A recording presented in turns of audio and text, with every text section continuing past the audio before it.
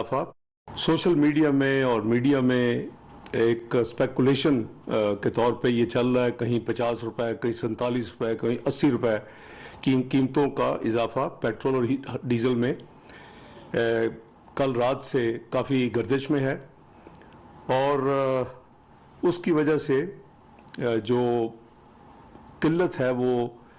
Artificial किस्म की ज़ख़ीरा अंदोज़ी की वजह से या सेल ना करने की वजह से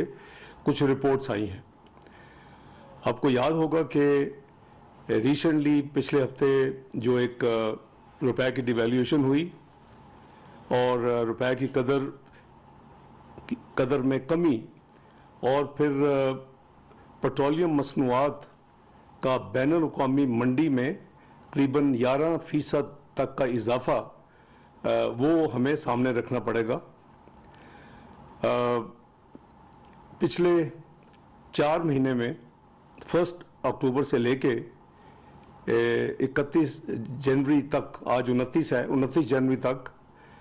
एक भी दफ़ा 4 महीने में यानी 8 अनाउंसमेंट हुई, एक भी दफ़ा कीमत को नहीं बढ़ाया गया, बल्कि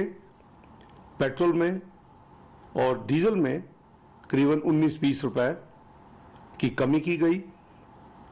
इस पीरियड में। और केरोसिन ऑयल, मिट्टी के तेल और लाइट डीजल ऑयल में 29 और 30 रुपए की कमी की गई। इंटरनेशनल कीमतों के बावजूद और रुपए की कदर में